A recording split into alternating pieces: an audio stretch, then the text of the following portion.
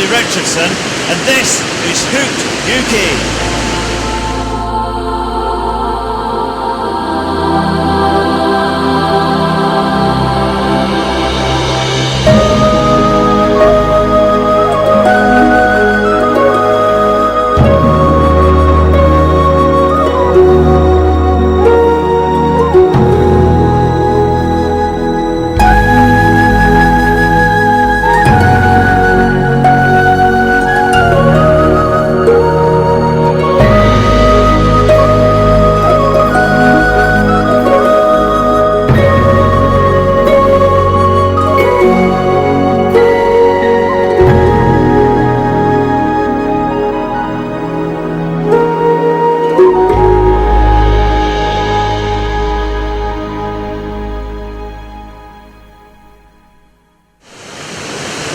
Behind me you will see the famous Kinnaird Dyke, and below the dyke is the Kinnaird beat on the River South Esk, and we are going to be hunting once again for Scottish Spring Salmon.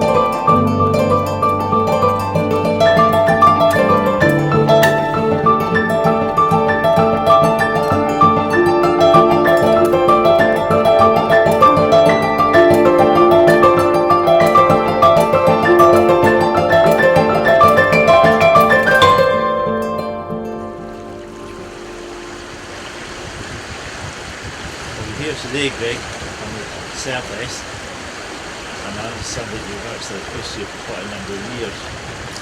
Yeah, well, Upper Kinnaird, it's one of my favourite spring beats for on a number of levels. It's very compact, it's a beautiful beat, and it's very, very secure, and it only fishes 4 rods.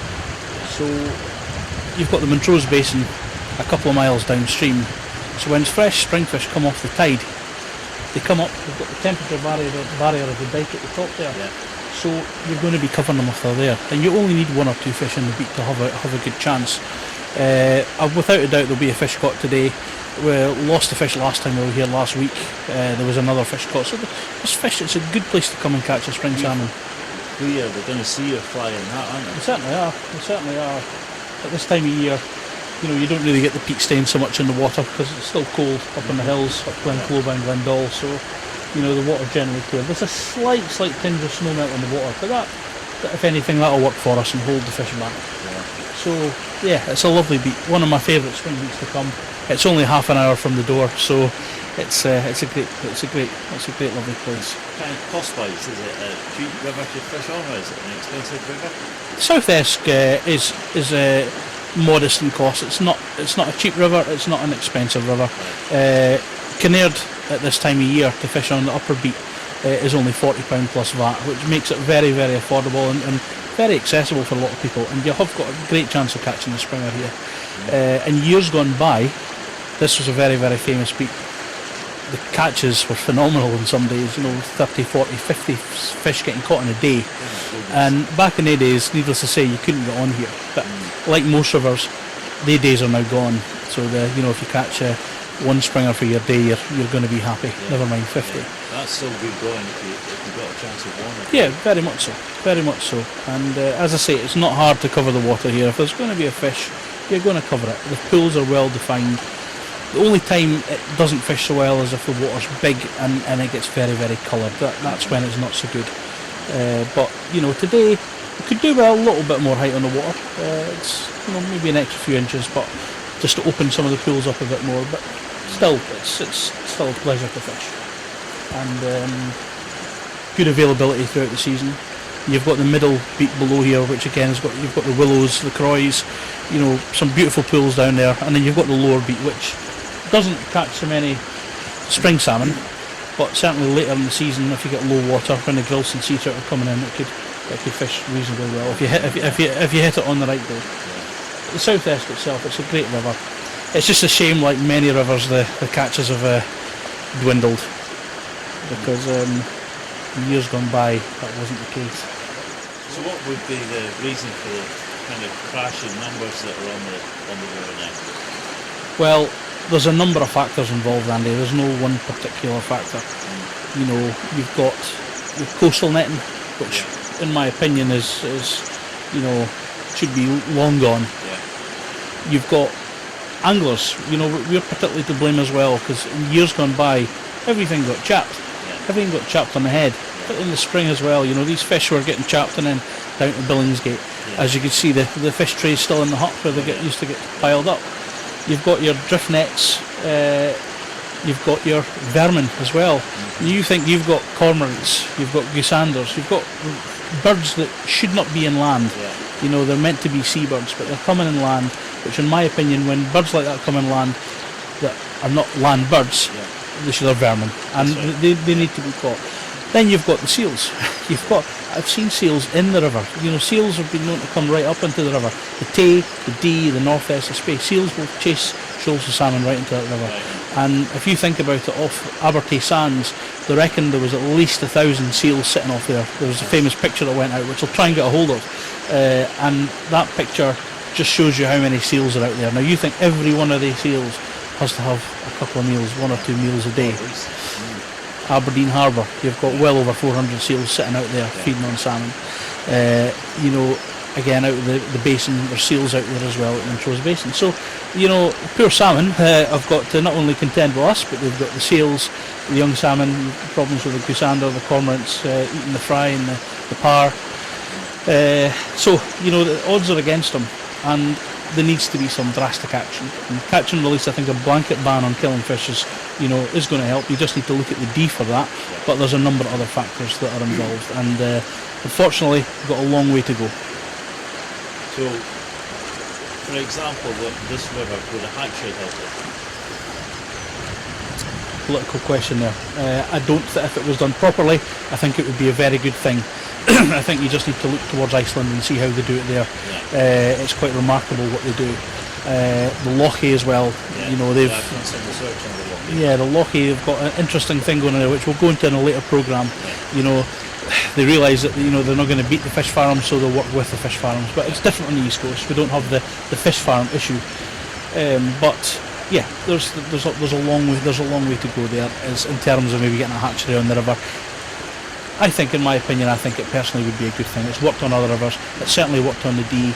I think something like that should be invested in between the netsmen if they want to keep netting, between a levy on anglers. There needs to be something done, because I've watched this river, in September, October's and years gone by, and you could walk across the fish in some pools, particularly further up towards Cortaca, beats like that. Last year and the year before, I was lucky if I seen a fish in October, and it's like almost the river's devoid of fish. Fortunately, they've took a U-turn on this netting extension, so that, you know, that's going to help a bit at the back end. But fundamental, the spring catches, the spring fish, that's what needs to be focused on initially, and then we'll look at the back end fish. But there's a lot of fish in here. There certainly is, just not as many as we would hope for. But it's not all about catching the fish, Andy. Okay. That's it. That's about getting it. Absolutely. Is that green in for? Yeah, that's green in for fish over there. You get a head round. She certainly is. Good stuff. We'll head up and go and have a nosy. Good stuff.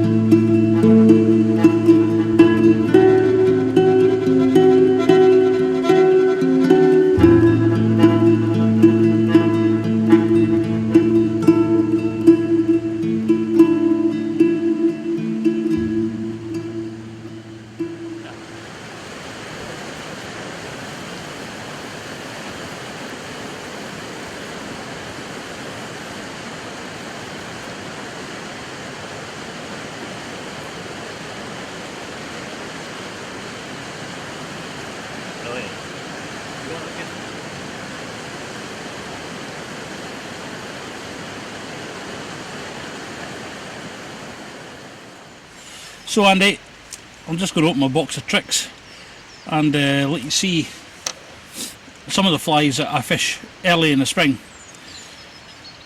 So various bits and pieces, but what I will say about spring fishing is when you're fishing for spring salmon, the actual catching of the spring salmon isn't that hard. Spring salmon are ferocious creatures, as I've said before, and if they're there in the pool and see your fly, the chances are they're going to have it, particularly on beats like this where they're fresh off the tide. The thing that makes spring salmon fishing difficult is that they're so few and far between. So in order to help yourself catch them, it's important to be fishing the right flies, and you know, I've got a few favourites here that I'll show you, just let you see, but you'll see I've got my Sneldas. I've got used a tungsten body with yellow tail and red boar bristles. Does really well in the spring and the autumn for that matter. We've got a fly, it's an Alistair, it's actually a Helmsdale fly, not too dissimilar from a willy gun. Ron Sutherland up in Helmsdale ties these very well with a hot head. It's a smaller one, but that again, that does well. I wouldn't be fishing that early in big water, but certainly, you know, come April, May, if the water's a bit lower, a bit clear, maybe further up the D, I'd certainly be fishing that. We've got our black and yellow tube D Classic. Black and yellow in the D always does well, but the truth of the matter is it does well on every river. The reason it does well on the D is because lots of people fish it. Now let's see what else we've got. The feelers, again, like the Snelda, it's got the bristles out the back. Feelers do very, very well, and again, black and yellow, got the touch of orange. You know, great fly. Always good. I always find the fly with a bit of weight on it. If you've got a tube that's not weighted, then you know you want to be getting an extra super fast sink tip on, just to get it down to the fish if you're fishing on one of the bigger rivers. Old Faithful, two Old Faithfuls, Willy Gun, gold-bodied Willy Gun. You know, there's probably the most reliable fly there is, or one of them certainly.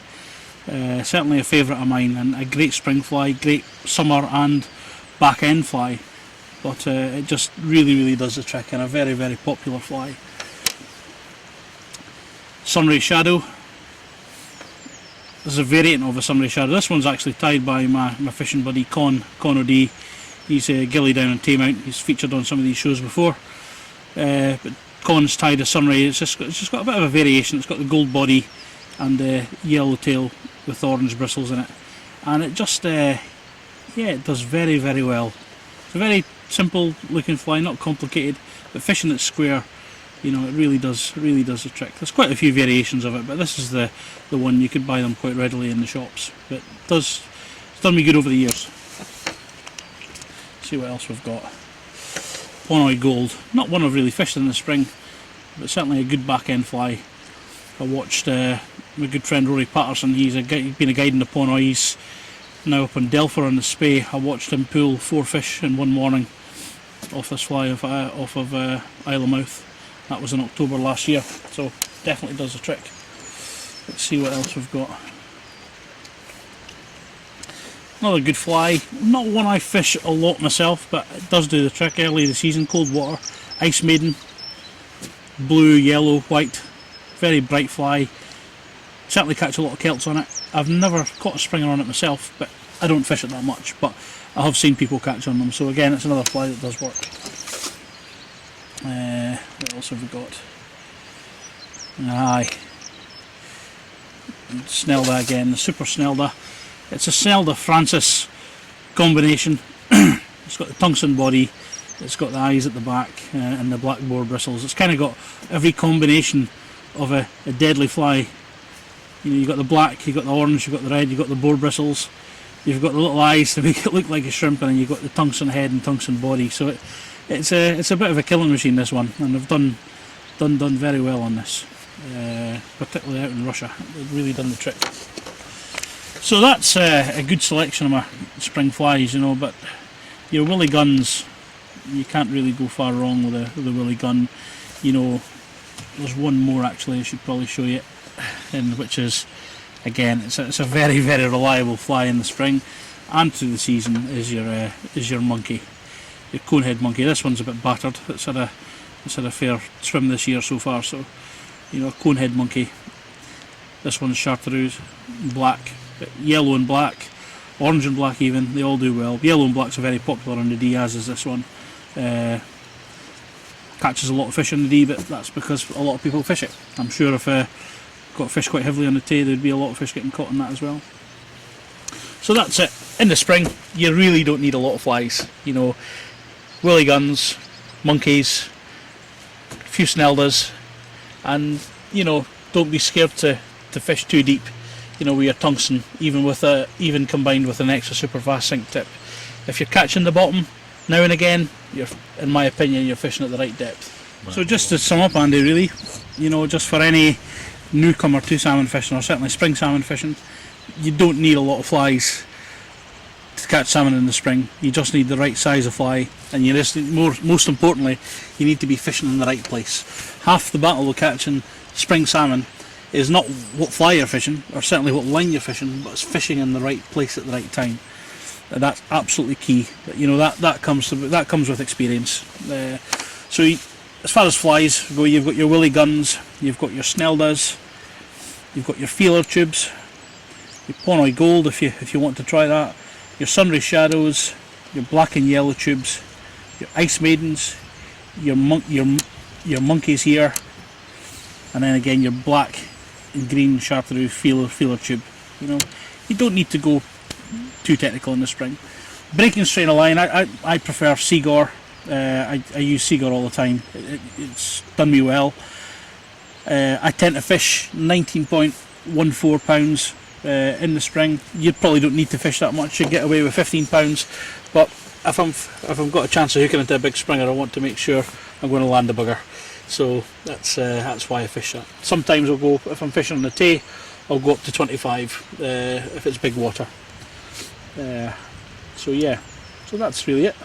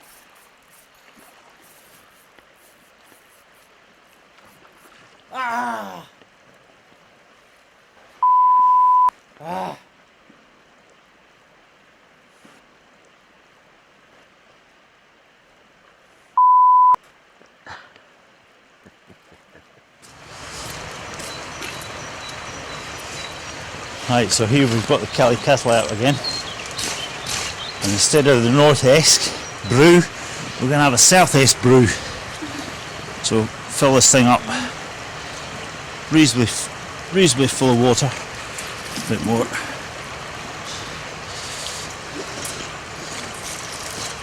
That's it.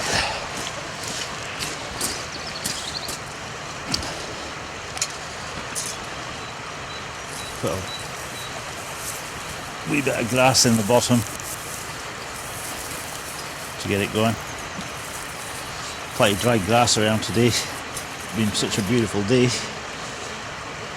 Making sure the vent hole which is there is facing into the wind, and this is on a reasonably firm surface.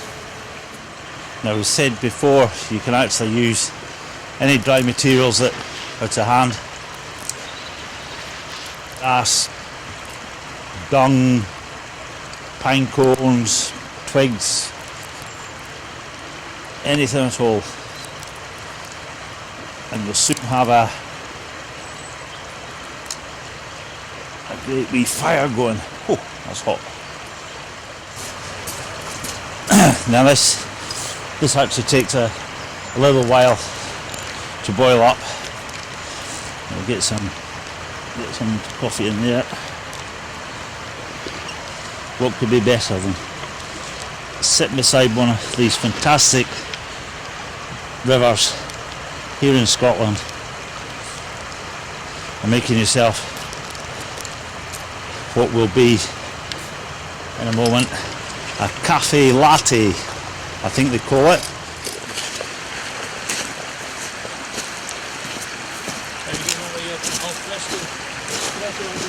It's coming on. You've got the secret weapon here. My steam attachment. That's a boiling now. Oh, let's see. Cappuccino. There we go. And you'll be surprised how quickly this actually fills her up. Or heats it up, should I say. You just put it in like that, Greg. Eh? No. What about our sugar?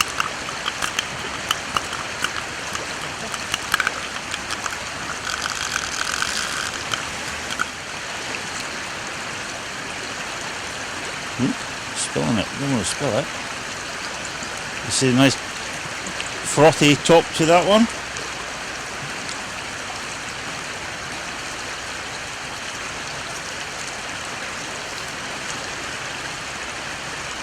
There you go. Excellent, Andy. Cappuccino. Cappuccino indeed. Look. Yarn built on Upper Kinnaird. Cheers. Really nice. Oh. Lovely.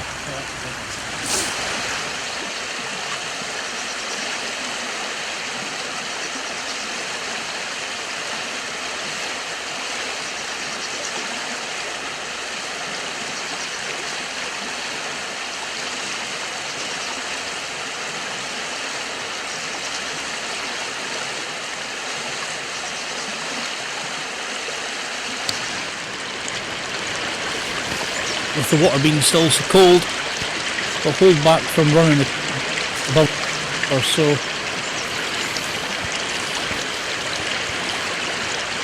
There should be a few fish sitting about here.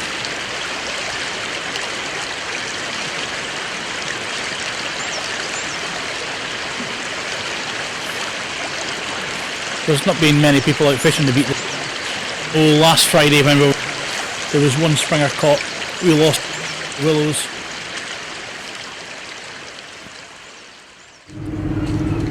So Greg, fantastic day's fishing, beautiful weather, but we didn't get with Springer. We didn't get with Springer. We lost the fish down at the Willows. Probably was that Springer because it's a good spring pool. Yeah, yeah. Jean Marshall this morning. That's right. Got a cracking fish at 11 pounds, which is fantastic. Yeah. Well done to her. Just shows they're there. They are there, without a doubt. The South Esk is a fantastic river. Isn't it? So this kind of brings our two early spring programmes on the North Esk and South Esk to a close. Yeah, yeah. We've had a great time, and we'll be back later this year. Hopefully. To catch more grouse, sea trout, back end salmon as well. Yeah. They're Well, I good. can't wait for the sea trout. Definitely, nighttime sea trout. Yeah. Superb. The best things about the North and the South Esk is that they're hidden gems. Oh, yeah. Nobody knows about them. And they're beautiful. You know, local people fish them a lot. There are people who come further afield, but generally, a lot of people go for the big four all the time, Yeah. forgetting that, you know, these two rivers, if you combine the two of them, the catches are equal to Yeah. the big four. Yeah. In my eyes, this is the big fifth. Yeah, yeah. And they're cheap. Yeah, they're not Reasonable not price. expensive. Yeah, expensive. They're not expensive at all. Yeah. You know, very affordable and good head fish.